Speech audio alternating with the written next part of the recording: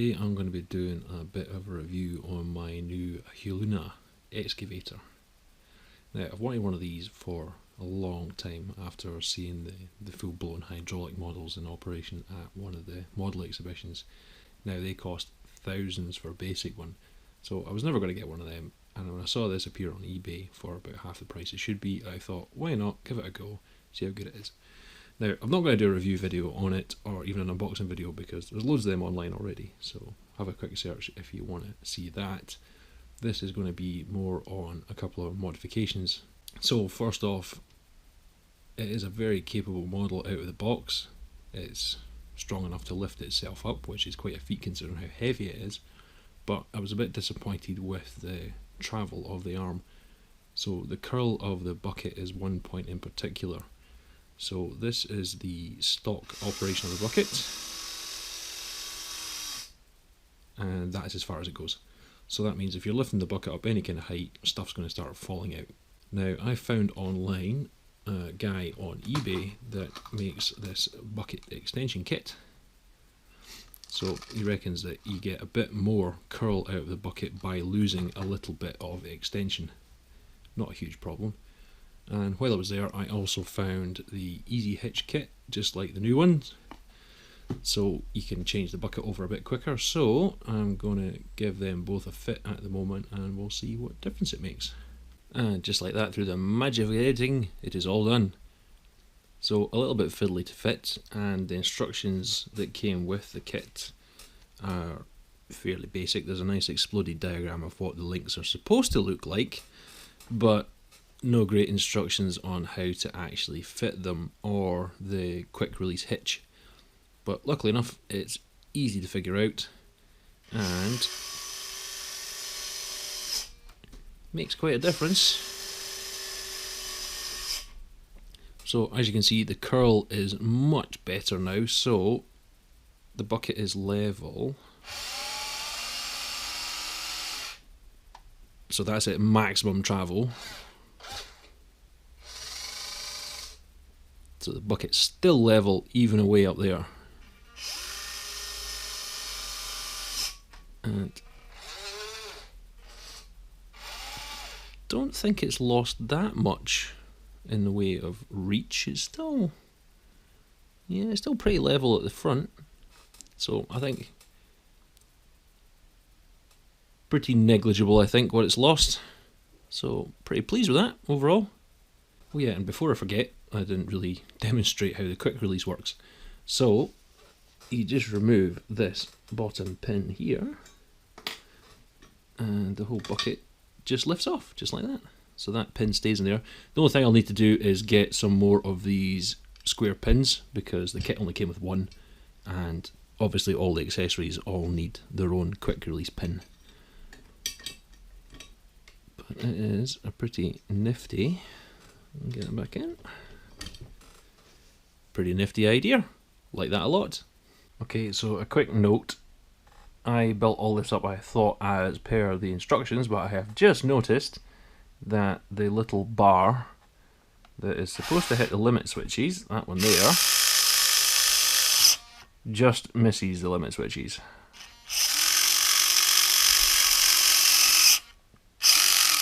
So it seems that, I don't know if you can see that on the video, but the hole is offset very slightly to the left.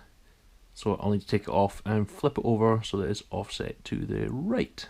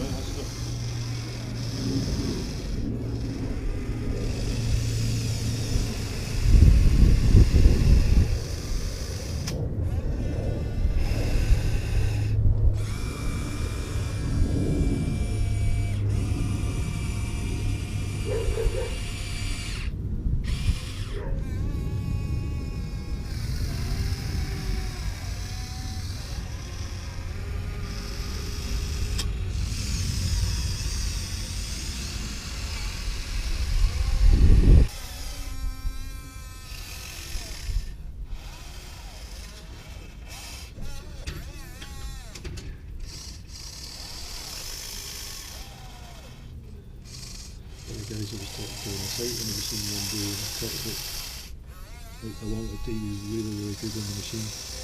And it's many years even driving, it's 27 years.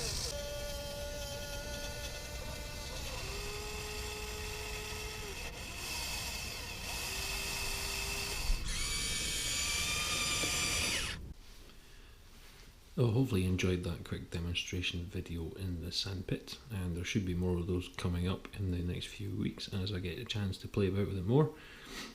So just to follow on from the fitting of the quick connection, which is linked in the description below for those who are interested in buying it, the quick connection works great. So you just remove this little split pin here and then slide the bucket off, and it comes off just like a real one. So you use the original mounting pin in one half and then the split pin in the second half. So I was going to show you how this would be useful when changing between all the accessories, and discovered a bit of a problem. So the original rock breaker doesn't fit, it's too big. This top boss here is going to impact onto the plastic. I need to shave far too much of it off to actually make it work, so that is useless. And the point I'm most disappointed about, a demolition grabber rock mover, that half of it fits absolutely fine. You could put the pin in there in the quick connection and that would work, but the second half relies on this little screw hole here holding the jaws in a fixed position. So in the original arm there's a little screw hole that you would put in and that would hold it in place. On the 3D printed quick connector there's nothing to stop it just flapping around, and you can't even screw it into the quick connector side of it because the pin would just fall straight back out again, so that is also useless. So a bit disappointed about that. Other than that, it's a great idea if you want to swap between different buckets and non-standard accessories. I'm guessing it would be fine, but a bit disappointed with that. The other thing I have changed is the way that the limit switches are activated. So that's your top limit switch there, and that one there is your bottom limit switch. Now the standard kit came with a little carbon fibre rod that you were supposed to glue in here, and that was never going to work.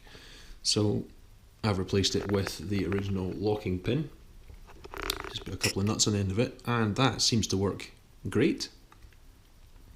Far less hassle than trying to glue something in and keep it straight and hope that it would stay there.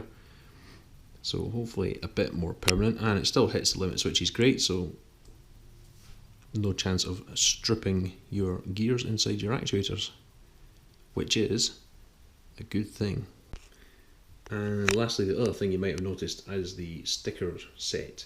So these were just the cheap stickers on eBay, which actually look pretty good. It came pre-cut out for the little door handle there, and it also has the rear counterbalance sticker, and amazingly they're actually reflective, so when you shine light on these and it's dark, the silver and the actual Caterpillar lettering light up, which is pretty cool. So I've still got to try and work out how to get this off, because that looks a bit silly. And obviously there's still the branding there, and do you see that strong power? I'm going to see if I can get rid of those as well, but the overall effect is now much better with the proper stickers on it.